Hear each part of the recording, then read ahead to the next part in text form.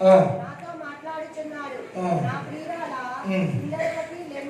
నా ప్రియురాల సుందరవతి లెమ్ము రమ్ము. చలికాలము గడిచిపోయాను, వర్షాకాలము తీరిపోయాను, వర్షం ఇక రాదు.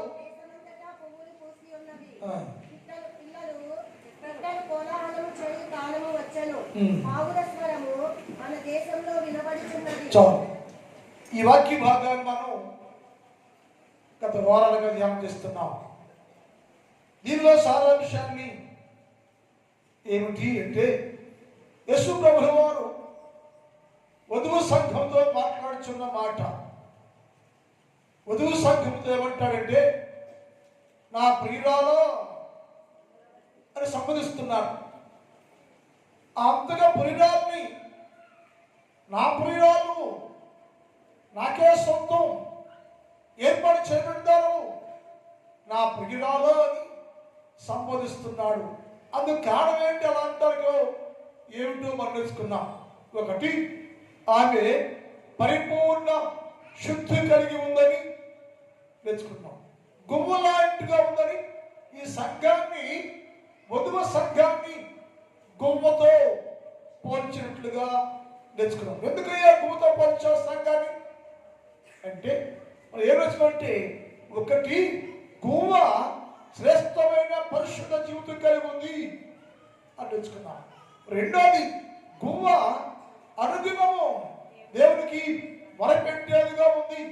గూటిలో ఉండి, సంఘములోనే ఉండి, ప్రతి దినము ప్రతి క్షణము యేసు ప్రభువు వారికి అనగా ప్రియునికి మొరపెట్టేదిగా ఉంది.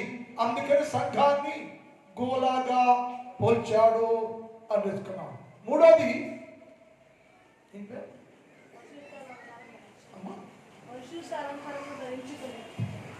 ప్రత్యేక స్థల, ఏ స్థలంలో ఉందో అదే స్థలంలో ఉంది.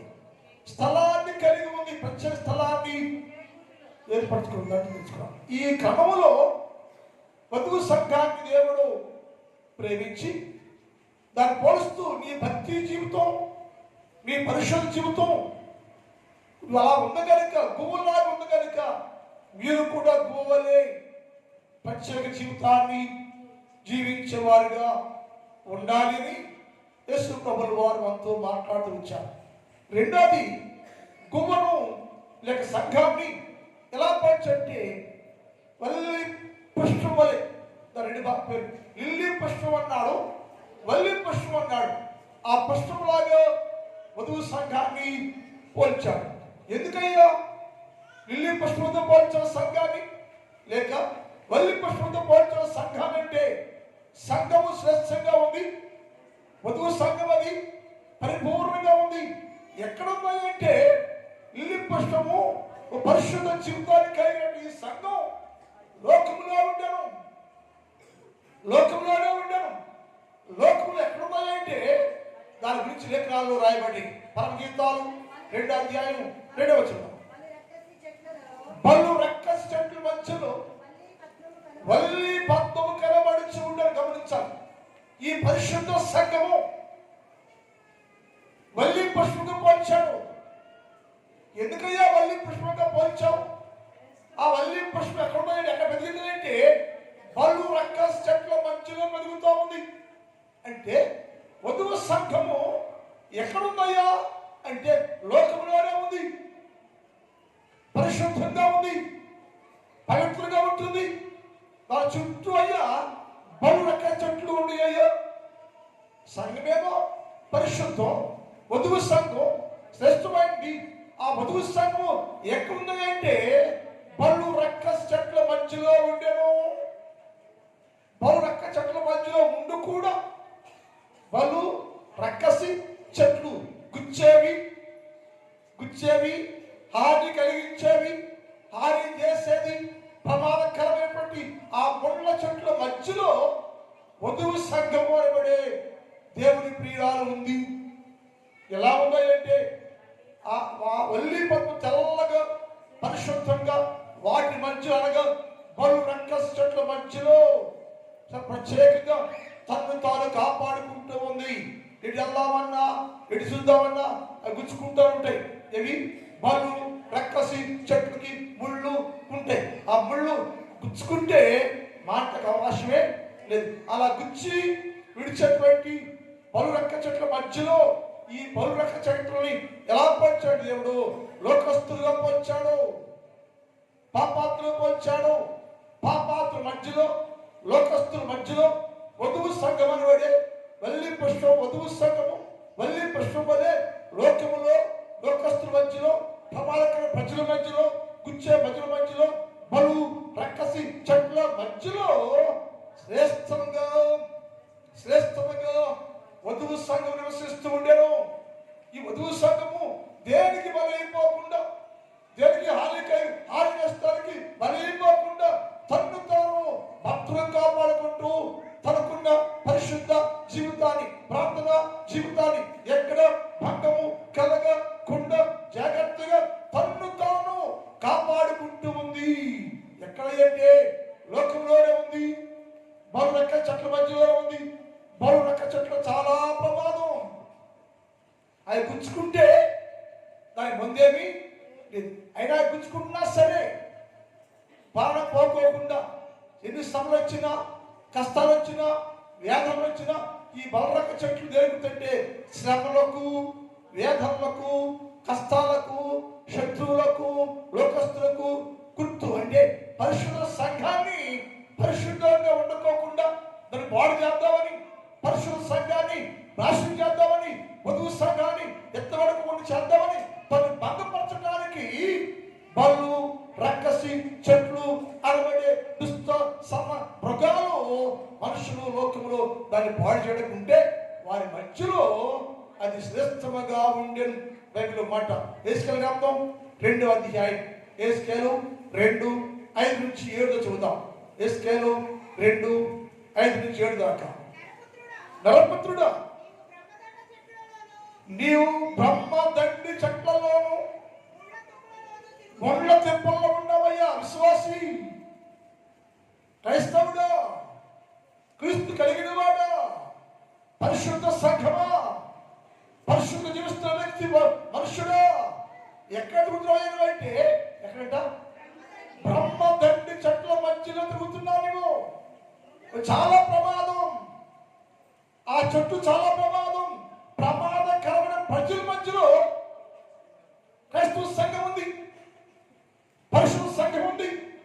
హాని కలిగించే ప్రజల మధ్యలో వధువు సంఘము అనగా యేసుక్రీస్తు ప్రభువుని నమ్ముకొని పరిపూర్ణంగా పరిశుద్ధంగా జీవిస్తున్న సంఘము ఎక్కడ ఉన్నదంటే లోకంలోనే బలు రక్క చెట్ల మధ్యలోను, తర్వాత బ్రహ్మదండి చెట్ల మధ్యలోను నివాసం ఉంటూ చక్కరిస్తుండను. అది ఎటుపోయినా గుచ్చుకుంటాయి. ఆత్మ శుద్ధిగా గుచ్చుకుంటాయి. ఏ ప్రాంతానికి వెళ్ళినా గుచ్చుకుంటూ ఉంటాయి. దానిలోనే ఉంటుంది. వాటి మధ్యలోనే సంఘం ఉంది. కానీ దేనికి బలి కాకుండా, శ్రమలకు గురి కాకుండా, శ్రమ కలిగినా వారి గుచ్చుతున్నా, శ్రమ కలుగు చేస్తున్నా, నష్టం కలుగు చేస్తున్నా, దాన్ని అవమానపరుస్తున్నా, బాధ పెడుతున్నా సరే ఆ సంఘము తన్ను తాను కాపాడుకుంటూ భద్రంగా ఉందయ్యా. అందుకని నా ప్రియురాల్ని వల్లి పుష్పం వలె పోల్చానయ్యా.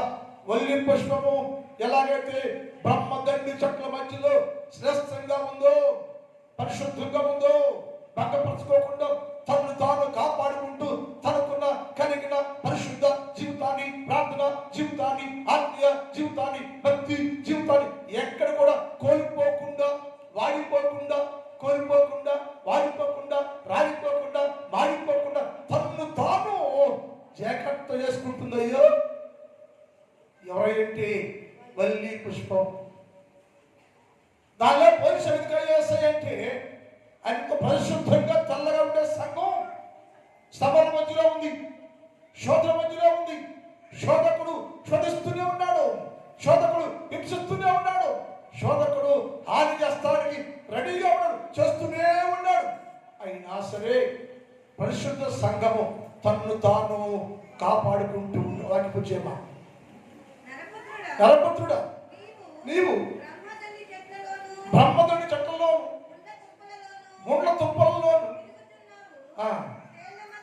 తేళ్ల మధ్యలో ఎక్కడ తేలు కుడితే ఎంత బాధ ఉంటుంది అంటే ప్రజలు అంటే యేసుక్రీస్తు ప్రభువు లేనటువంటి ప్రజలు ఎలాంటి వారంటే తేళ్ల కంటే ప్రమాదం, బ్రహ్మదుని చెట్ల కంటే ప్రమాదం, హాని కలిగించే స్వభావం, కీడు స్వభావం కలిగి పరిశుద్ధ సంగమాన్ని అతని భక్తి జీవితాన్ని పాడు చేయడానికి ఈ తేళ్లని స్వభావము, బలు రంగ చెట్లని స్వభావము, బ్రహ్మదుని చెట్లని స్వభావము కలిగిన ప్రజలు ఎక్కడో అంటే లోకములోనే ఉండెను. అలాంటి స్వభావం కలిగిన క్రూరమైన స్వభావం కలిగిన మనుషుల మధ్యలో వధువు సంఘం ఉండెను. వధువు సంఘం నివసిస్తూ ఉండెను. వాడి స్వభావం అంటే దీన్ని ఎలాగైనా పాడు చేద్దాం, వధువు సంఘం నాశనం చేద్దాం, హతమార్చేద్దాం, చంపేద్దాం అనే క్రూరమైన స్వభావంతో పరిశుద్ధ సంఘం మీద ప్లాన్ చేస్తా ఉంది. అది చేసి అన్నాడు, అది నాదయ్యా, రక్షించబడింది, పరిశుద్ధంగా ఉంది వధువు సంఘమయ్య. లోక ఇన్ని కష్టాలు, ఇంతమంది శత్రువులు అనబడే క్రూరమైన స్వభావము కలిగిన ప్రజల మధ్యలో మళ్ళీ ప్రశ్న వల్లే క్రైస్తవ సంఘము ప్రతి దినము వర్ధులుతూనే ఉందయ్యా, జాగ్రత్తగా ఉందయ్యా, కాపాడుకుంటూ ఉందయ్యా, ఎక్కడ నష్టపడలేదయ్యా. ఎందుకంటే ఆమె యేసుక్రీస్తు ప్రభు యొక్క రక్తములో కడగబడింది, యేసుక్రీస్తు ప్రభువులో తన్నుకు అప్పగించుకుంది క్రైస్తవ సంఘం. క్రైస్తవ సంఘం పరిశుద్ధ సంఘం. అది యేసయ్య కోసం తనము, మనస్సు, ఆత్మ, నింద రహితంగా ఉంది. అన్ని వదిలేసి యేసయ్య కోసం మన జీవితంలో ఏది వదలం, మనం అన్ని కావాలి మనకి. వాళ్ళు ఏమంటే హానికరులు అంటారు, హానికరులు అంటారు, వాళ్ళు రక చెట్లు అంటారు. వాళ్ళ పనిదంటే ఇతరులకు హాని చేయటమే. నేను గుచ్చుతా, నేను పొడుస్తా, నేను కరుస్తా అని పరిశుద్ధ సంఘానికి హాని కలిగిన స్వభావం కలిగిన వారిని మధ్యలో మళ్ళీ పుష్పం ఉండెను, మళ్ళీ పుష్పం ఉంటూ ఉండెను. అప్పుడు అన్నాడు, చూడండి నా ప్రియురాలు గుమలా పోల్చాను, గుమ స్వభావం ఉంది, నా ప్రియురాలు మళ్ళీ పుష్పలాగా ఉంది.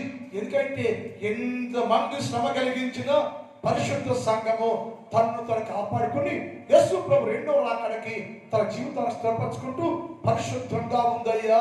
అందుకని నా ప్రియురాల్ని పరిశుద్ధ సంఘాన్ని నేను మళ్ళీ పుష్పం వలె పోల్చాను. దండగడ్డి చెట్లలో, బ్రహ్మదడి చెట్లలో, ముళ్ళ మధ్యలో ఎలాగైతే ఉంటుందో అలాగే ఆ సంఘము ప్రస్తుతానికి ఎక్కడ అంటే లోకములో ఉన్నాను. క్రైస్తవ సంఘం చూడండి పెట్టింది, క్రైస్తవ సంఘం అంతా శ్రమే, క్రైస్తవ సంఘం అంతా సరే ఎక్కడ చూడండి అన్ని హింసలు ఇప్పుడు ఆ సంఘానికి, క్రైస్తవ సంఘానికి హింస, శోధన, బాధ, ప్రార్థన చేయదు, గుళ్ళు పడగొట్టేస్తాం, విశ్వాసం ఉండొద్దు అని అనేక రకాలుగా హింస కలుగుతుంది సంఘానికి. ఈ రాక దినాల్లో క్రైస్తవ సంఘానికి హింస జరుగుతూ ఉంది. క్రైస్తవ సంఘము ఆత్మీయంగా బలపడకుండా, క్రైస్తవ సంఘము ఆత్మీయంగా ఎదగనీయకోకుండా బళ్ళు రక్కల చెట్టు మనుషులు ప్రపంచంలో క్రైస్తవ దాడి, విశ్వాసంపై దాడి, సంఘాలపై దాడి, మందిరం పడగొట్టేస్తున్నారు, ప్రార్థన పెట్టదంటున్నారు. రకరకాలుగా క్రైస్తవం మీద దాడులు జరుగుచోరని అంటే పరిశుద్ధ సంఘాన్ని పాడు చేయడానికి వాళ్ళు రక్కల చెట్లు పైదెత్తుంటే వాటి మధ్యలో యేసుక్రీస్తు ప్రభు యొక్క వధువు సంఘము తన్ను తాను కాపాడుకుంటూ భద్రంగా ఉంది. మనకు కూడా ఎలా ఉందంటే నీవు నేనే సరే అందరము వల్లి పుష్పములాగా ఉండాలి.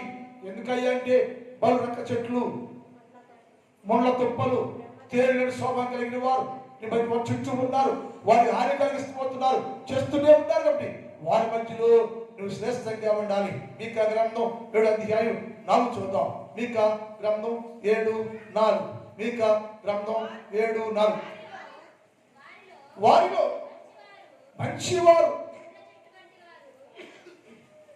వారు మంచివారు అంట. ఎక్కడ వీళ్ళు బ్రహ్మదాని చెట్ల మధ్యలో ఉన్నారు, ముళ్ళ తుప్పల్లో ఉన్నారు, తేళ్లలో కూడా ఉన్నారు.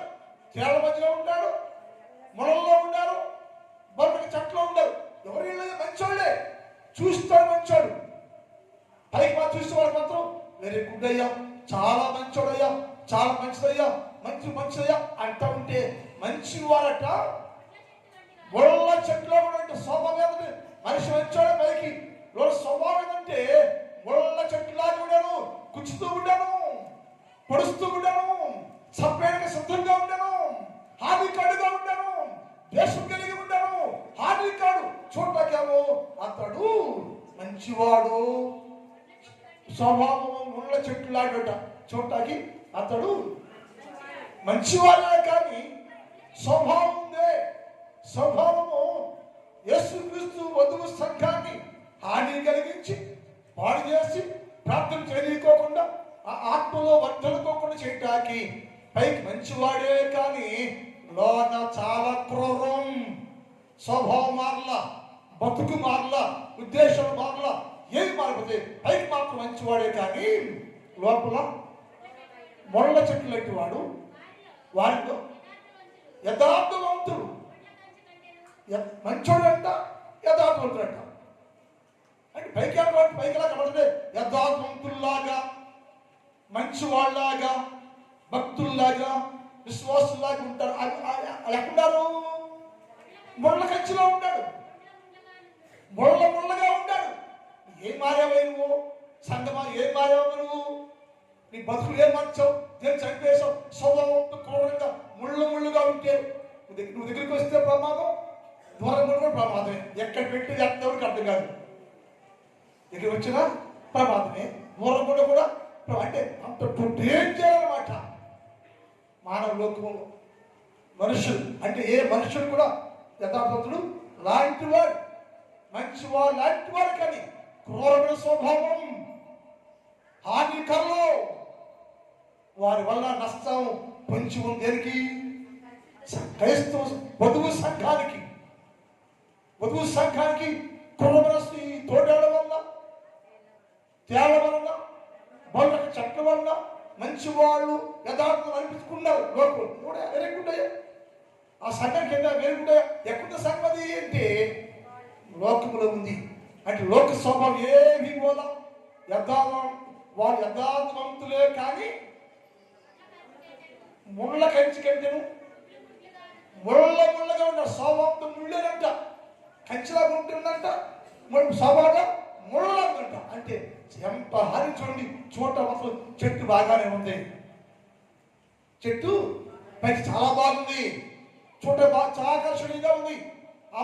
ఎంత మంచి చెట్టు అయ్యా, ఈ చెట్టు ఎంత బాగుందయ్యా అనిపించుకుంటుంది, కానీ లోపల ఏంటంటే ముళ్ళగా ఉండేను.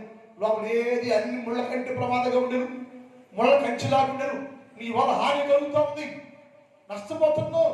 క్రైస్తవ సంఘం పాడైపోతుంది. పాడవడానికి పత్రానికి సమీపంగా ఉంది నీ వల్ల. నీవంటే మంచివాడు అనిపించుకుంటా, యథార్థవంతులు అనిపించుకుంటా, స్వభావాలు ముళ్ళ కంటే ఘోరకున్నటువంటి వారు బట్టి వధువు సంఘము పాడు చేయడానికి రెడీగా ఉంది. వేసాడు, నా ప్రియుడయ్యా వల్లి పుష్పం వల్లే అది ఎంతమంది మధ్యలో ఉన్నా, శత్రు మధ్యలో ఉన్నా, అలా హాని కలిగిస్తున్నా, కీడు చేస్తున్నా, స్వభావాలు మారకపోయినా, స్వభావాలు ముళ్ళగా ఉందా, హానికరంగా ఉన్నా సరే, వారి మధ్యలో పరిశుద్ధ సంఘం అనబడే నా ప్రియురాలు అనబడే క్రైస్తవ సంఘము తన్ను తాను కాపాడుకుంటుంది. ఎందుకు కాపాడుకుంటే దాని దర్శనం ఉంది.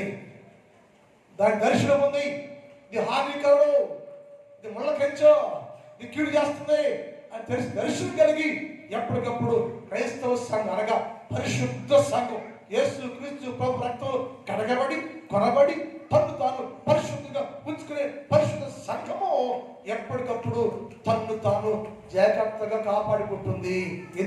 దేనికి? ముళ్ళ కంచి బలైపోకుండా, హానికుడు బలైపోకుండా, ముళ్ళలాంటి రాజవంతులాంటి ముళ్ళ స్వభావం బలైపోకుండా, మన గుణ కలిగి మన స్వభావం కలిగి తన్ను తాను జాగ్రత్తగా కాపాడుకుంటూ ఉంటుంది క్రైస్తవ సంఘం. అందుకని నా ప్రియురాలయ్యా వల్లి పుష్పంలాగా ఉందయ్యా, వల్లి పుష్పంలాగా ఉంది, వికసిస్తులే ఉంది, వాడిపోతుందా, వాడు భయపడిపోయి కూర్చుందామని అనుకోకుండా కూర్చున్నా సరే, హాని చేస్తున్నా సరే, తన్ను తాను కాపాడుకుంటూ యేసయ్య కొరకు జీవిస్తుందయ్యా.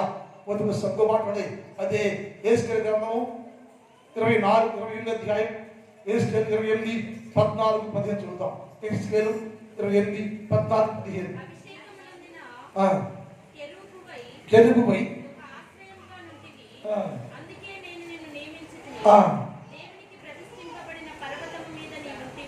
నేను ప్రతిష్ఠించబడిన పర్వతం మీద ఎవరున్నారు?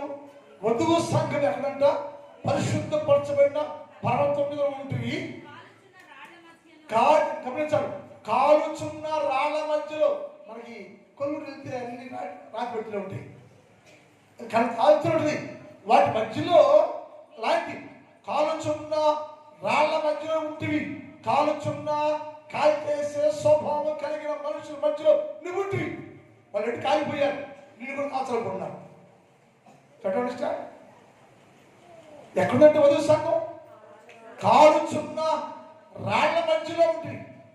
అయినా నీవు ఎక్కడ ప్రతిష్ఠ చేయబడినా పర్వతం పైన శిఖరం పైన నీవుంటివి. కాలుచున్న రాళ్ల మధ్యలో నీవుంటివి. నీవు నియమించబడ్డ ఎన్నుకోబడిన దినం మొదలుకొని పాపము నీకు కనపడే వరకు యథార్థవంతులుగా ఉండి. హల్లెలూయా హల్లెలూయా. వధువు సంఘమయ్యా ఎప్పటికప్పుడు తన్ను కాపాడుకుంటూ జాగ్రత్త చేసుకుంటూ ఎక్కడ హాని కలగకుండా చెడిపోకుండా పడిపోకుండా దేవుని దృష్టికి యథార్థంగా ఉందయ్యా. అందుకని నేను నా ప్రియురాల్ని ఎలా పోల్చండి? వల్లి పుష్పం వలె పోల్చనయ్యా. ఆ వల్లి పుష్పమే హానికర మధ్యలో ఉంది. అందరూ హానికరలే, ఎవరు మంచోడు లేదు. దాని మధ్యలో శ్రేష్టంగా ఉంది, పరిశుద్ధంగా ఉంది, కాపాడుకుంటూ ఉంది. యథార్థం పోగొట్టుకోకుండా, భక్తిని పోగొట్టుకోకుండా, ప్రార్థన పోగొట్టుకోకుండా ఈ లోకమంతా అలా అల్లకొల్లను ఈ లోకంలో ముళ్ళలాంటి లోకంలో సంఘము పరిశుద్ధముగా ఉండెను. సంఘము పరిశుద్ధపరచుకుంటూ నిత్యము తన్ను తాను కాపాడుకుంటూ ఉంటుంది. కనుక నా ప్రియురాలు ఏందని ప్రియురాలు అంటే నా ప్రియురాయ్యా గువ్వలాంటిదయ్యా. నా ప్రియురాలు వల్లి పుష్పం లాంటిది. ఎందుకంటే అది ఎన్ని శ్రమలు ఎన్ని కష్టాలు నీకు కలిగిన జ్యోతుల వలె ప్రకాశమయ్యా. ఫిలిప్పీ పత్రిక 2వ అధ్యాయం 16 చూద్దాం. ఫిలిప్పీ 2:16. ఫిలిప్పీ 2:16 అంటాడైనా ఎట్లు చెల్లి మధ్యలో ముళ్ళలాంటి స్వభావం కలిగిన చెల్లి మధ్యలో, కొండల మధ్యలో, కాల్చేవారి మధ్యలో, లేక బ్రహ్మదడి చెట్ల మధ్యలో, క్రూరమైన స్వభావం కలిగిన వారి మధ్యలో పై భక్తిగా ఉండి లోకంత ముళ్ళలాంటి స్వభావం కలిగి ఉన్న వారి మధ్యలో నువ్వు ఉంటున్నావు కదా. వారి మధ్యలో మీరు జీవవాక్యం చేత పట్టుకుని లోకమందు జ్యోతుల వల్ల కనపడుతుంది కాక. హల్లెలూయా హల్లెలూయా. అలాంటి మధ్యలోనే, అలాంటి శత్రువు మధ్యలోనే, అలాంటి మనిషి మధ్యలోనే ఏంటి మధ్యలోనే ఏం చేయాలి? నువ్వు జ్యోతిలా ఉండాలంటే నిత్య వారి మధ్యలో అక్కడ వారి మధ్యలో ఎవరి మధ్యలో లోకములో ముళ్ళు లాంటి స్వభావం కలిగిన వారి మధ్యలో క్రైస్తవ సంఘం అనబడే పరిశుద్ధ సంఘం ఎలా ఉండాలంటే జ్యోతి వలె ఉండాలి, ప్రకాశించేదిగా ఉండాలి, ఫలించేదిగా ఉండాలి, వికసించేదిగా ఉండాలి. ఎన్ని ఆటుపోటు వచ్చినా సరే దేనికి బలైపోకుండా, దేనికి లొంగిపోకుండా నీ ఆత్మ జీవితాన్ని ముళ్ళకి గుచ్చుకున్నా సరే యేసయ్యతో ఉంటాని ఆయనతో ఉండాలి. మనం జ్యోతి వలె ఉండాలి, మనం ప్రకాశించే వారిగా ఉండాలి. మనం లోకంలో ప్రకాశం కనపడాలి, మనం లోకంలో జ్యోతిలా కనపడాలి.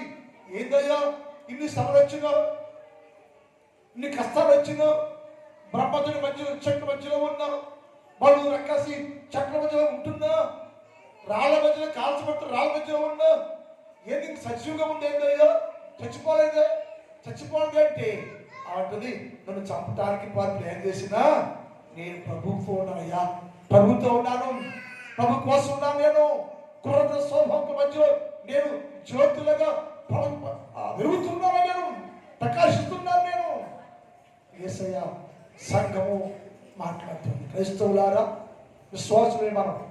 విశ్వాసకి శ్రమ, విశ్వాసకి శోధన, విశ్వాస జీవితం ప్రారంభించిన రోజు నుంచే, నియమించిన దినం వచ్చిన రోజు నుంచే, నియమించబడిన దినం వచ్చిన ఆ రోజు నుంచే విశ్వాసి అన్ని రంగాల్లో శ్రమలు అనుభవిస్తూనే ఉంటాడు. శోధనలు వస్తూ ఉంటాయి, కష్టాలు వస్తూ ఉంటాయి, అన్ని అనుభవిస్తుంటాయి. అన్ని అనుభవిస్తూ కూడా ఎన్ని శోధనలు, కష్టాలు, వ్యాధులు, వేదనలు నీ మీద ఎగిసి పడి వచ్చినా సరే ఏం చేయాలంటే లోకములో వారి మధ్యలో జ్యోతుల వల్లే ప్రకాశించాలి. జ్యోతులను ప్రకాశించాలి. నువ్వు పరిపూర్ణంగా ఉండాలి. నువ్వు భక్తులు కోల్పోకూడదు. నువ్వు భక్తులు కోల్పోకూడదు. నువ్వు పరిపూర్ణ జీవితం కోల్పోకూడదు. నువ్వు యేసయ్యతో ఉండాలి. నువ్వు అప్పుడే నువ్వు యేసుక్రీస్తు ప్రభు రెండవ రాకడలో ఎత్తబడే సంఘంగా ఉంటావు. ప్రతి విశ్వాసి, ప్రతి క్రైస్తవుడు నిన్ను నువ్వు ఎప్పటికీ జాగ్రత్తగా కాపాడుకుంటూ ఏది హాని కలుగు చేస్తుందో దాని మధ్యలోనే నువ్వు జ్యోతుల వల్లే ప్రకాశించే వారిగా నువ్వు ఉంటే నా దేవుడు నిన్ను, నీ కుటుంబాన్ని, నిన్ను సంఘాన్ని వర్ధలు చేయనుగాక. ఒక అన్నడైనా నా ప్రియురాలు అన్నాడు. నీ ప్రియురాలు ఎలా ఉన్నాయంటే ఒకటేమో గువ్వలాగా పోల్చాడు, రెండోది వల్లి పుష్పంలాగా పోల్చాడు అన్నాడు. అది తర్వాత అలా ఉంది కాబట్టి నా సంఘం అది నాదయ్యా, నా సంఘమయ్యా, నా వధువయ్యా, నా క్రిస్తురాలయ్యా, నా పావురమయ్యా అని చెప్పి సంఘాన్ని మెచ్చుకోవటం ప్రారంభించాడు. వాళ్ళు ఏమంటే నా ప్రియురాల సుందరవతి అన్నాడు. ఇప్పుడు దాకా ప్రియురాలు వర్ణించాడు ఆయన. ఇప్పుడు దాకా ప్రియురాలు కూడా సంఘాన్ని వర్ణించాడు. ఇప్పుడు అన్నాడు నా ప్రియురాల సుందరవతి, చాలా అందమున్నావు నువ్వు. ఎలా వచ్చినావు నీకు అంటే అన్నాడు యేసుక్రీస్తు రక్తంలో కడగబడినంత ఆదాములో నుండి అవ వచ్చింది. యేసు ప్రభువు వారు స్వరక్తం ఇచ్చి సంపాదించిన సంఘం అంట ఎప్పుడైతే యేసుక్రీస్తు మార్చబడిందో గమనించాలి. సంఘము యేసుక్రీస్తులో మార్చబడాలి. సంఘము యేసుక్రీస్తులో ఉండాలి. అప్పుడు ఆయన గుణాలు నీకు వస్తాయట. సాతాను ఉండేవాడు సాతాను పనులే చేస్తాడు, ఏమి మారు. ఎందుకని ఇప్పుడు సాతాను సంబంధి కనుక గుణాలే మారు. వధువు సంఖ్య అంటాడు నా ప్రియురాల నువ్వు సుందరవతి. ఏంటి సుందరం, ఏంటి అందం అంటే నా ప్రియురాల సంఘం అయ్యా చాలా అందంగా ఉంది. ఏంటయ్యా ఆవిడ కనబడే అందం ఏంటయ్యా, నీ కనబడే అందం ఏంటయ్యా సుందరవతి అంటాడు. ఏంటంటే ఆమె నా ప్రేమను కలిగి ఉండెను, నా గుణాన్ని కలిగి ఉండెను. యేసుక్రీస్తు ప్రభు ప్రేమ ఉంది. ఆయన లోకాన్ని ప్రేమించాడు, శత్రువుని ప్రేమించాడు, అందరూ ప్రేమించాడు, సహోదరుని ప్రేమించాడు. నీలాగైతే లోకాన్ని ప్రేమించాను, నేను పొడుస్తున్నా, చంపేస్తున్నా, సిలువేయండి సిలువేయండి సిలువేయండి కేకలు వేస్తున్నా, ఈ లోకాన్ని ఎలా ప్రేమించానో అలాంటి ప్రేమ తత్వం, ప్రేమ గుణము క్రైస్తవ సంఘం అనే వధువు సంఘం కలిగి ఉందయ్యా. నా ప్రేమను కలిగి ఉంది. అందుకని నా దృష్టికి ఆమె సుందరంగా ఉంది. ఆమెలో ఉన్న ప్రేమ ఉంది, ప్రేమ స్వభావం ఉంది. అది చూస్తుంటే చాలా అందంగా ఉంది. ఎందుకయ్యా సుందరం ఉందంటే చెప్పాడు. ఒకటి అందులో 7 అర్థాలు ఉంటాయి. ఒకటేమో ఆయన అన్నాడు అది నా ప్రేమను కలిగి ఉందయ్యా. ఎలాగైతే ప్రేమిస్తున్నానో, లోకాన్ని ప్రేమించానో ఆమె కూడా అనగా వధువు సంఘము కూడా లోకాన్ని ప్రేమిస్తుంది, పొరుగు వారిని ప్రేమిస్తుంది. ఆజ్ఞేంటి చేసే ఆజ్ఞేంటి, నిన్ను వల్లే నీ పొరుగు వారిని ప్రేమించు అని చెప్పావయ్యా. కొత్త అయినది నిన్ను వల్ల పొరుగు వారిని ప్రేమించు అని చెప్పావయ్యా. అదే ఆజ్ఞ తూచు తప్పకుండా శత్రువుని పొరుగు వారిని ప్రేమిస్తూనే ఉందయ్యా. నా ప్రేమ దానిలో ఉంది. ఏదో వధువు సంఘం అనబడే పరిశుద్ధ సంఘం గుణములంటే నా గుణము కలిగి ఉంది, నా గుణాన్ని కలిగి ఉంది. ఏంటి గుణము అంటే నీ గుణము ప్రేమ కలిగిన గుణం ఉంది కదయ్యా. అదే ప్రేమ వధువు సంఘం అనబడే క్రైస్తవ సంఘానికి ఆ ప్రేమ గుణము కలిగి ఉందయ్యా. ఆ ప్రేమ కలిగి ఉంది, ఆ ప్రేమలో అతకబడింది. ఆ ప్రేమ అతకబడింది. కొలస్సీ పత్రిక 3వ అధ్యాయం 13 చూద్దాం. కొలస్సీ 3:13. రవి మీరు త్వరగా కొలస్సీ పత్రిక 3. ఎవడైనాను అనుకున్నట్లయితే సహించు క్షమించుడి, ప్రభువును క్షమించులాగున. ఎప్పుడు వచ్చినది? క్రీస్తు యేసు ప్రేమ నీలో వచ్చినప్పుడు, క్రీస్తు యేసు ప్రేమ కలిగి ఉన్నప్పుడు ఆ గుణాన్ని కలిగి ఉంటాం. ఎందుకయ్యా అంత సుందరత అంటే? యేసు అన్నాడు, ఆమె నా గుణాన్ని కలిగి ఉందయ్యా. ఏంటంటే గుణం అంటే? నేను ప్రేమ స్వరూపిణి. వధువు సంఘం కూడా అనేకులను ప్రేమిస్తూనే ఉందయ్యా. తన ప్రేమను నేను ఎలాగైతే ప్రేమించానో ఆమె కూడా శత్రువు ప్రేమించింది. ఏసేపు అన్నలు ఏసేపుని చంపాలి పెద్ద ప్లాన్ వేశారు. కానీ ఏసేపు అన్నల మీద ప్రేమ ఏ మాత్రము తగ్గల. కారణం అతను పరిశుద్ధుడు, క్రీస్తు కలిగి ఉన్నవాడు, యేసుక్రీస్తు స్వభావం కలిగి ఉన్నవాడు, యేసుక్రీస్తు ప్రభు యొక్క గుణాన్ని కలిగి ఉన్నాడు. అందుకని తనలను ఇంట చేర్చుకొని ఆతిథ్యమిస్తూ ఉండేను, ప్రేమిస్తూ ఉండేను, ప్రేమగా మాట్లాడుతుండేను, ప్రేమ పంచుతూ ఉండేను. మన జీవితాల్లో కూడా క్రైస్తవ సంఘము యేసుక్రీస్తు గుణాన్ని కలిగి ఉండాలి. ప్రేమతత్వం, ప్రేమించి కూడా ఉండాలి. పగ పెట్టుకుని ద్వేషం పెట్టుకుని పై కట్టించే ప్రేమ కాదు ఇది. నిజమైన క్రీస్తు యేసు ప్రేమ కలిగి ఉంటుందయ్యా. అందుకని చాలా సుందరమయ్యా. ఏంటి అంటే దానిలో అలాంటి ప్రేమ ఉందయ్యో, ప్రేమ కలిగి ఉన్నానయ్యా. ఆ ప్రేమ కూడా కలిగి ఉండడం వల్ల నాకు అది అందంగా కనపడుతూ ఉందని యేసు ప్రభువు వారు మాట్లాడుతున్న మాట. అందుకని నీవు కూడా యేసయ్య దృష్టికి సుందరం కనపడాలి. మనుషులు కాదు. యేసు ప్రభు నీ ప్రేమ శ్రేష్టంగా ఉండాలి. నీ ప్రేమ యేసుక్రీస్తు ప్రభు గుణం ఏంటంటే యేసుక్రీస్తు ప్రభు గుణం ప్రేమ మనం కలిగి ఉండాలి. ప్రతి విశ్వాసి, ప్రతి క్రైస్తవుడు అది కలిగి ఉంటేనే విశ్వాసులు లోపల ఏదో పెట్టుకుని పెద్దవాళ్ళతో ప్రేమిస్తున్నానయ్యా, యేసు ఇలాంటోడయ్యా, యేసు ఇలాంటి దాన్ని మూడి మాట చెప్తే నీకే హాని. క్రైస్తవ సంఘము అన్నాడు ఏంటంటే ఆ గుణ లక్షణాలు ఒకటి, దేవుని ప్రేమను పొందింది. నాలాగుందయ్యా, నా గుణాన్ని కలిగి ఉందయ్యా. అందుకని ఆమె నా దృష్టికి సుందరదిగా ఉందయ్యా. ప్రార్థన మిగిలిన భాగాన్ని వచ్చే వారం ధ్యానం చేద్దాం.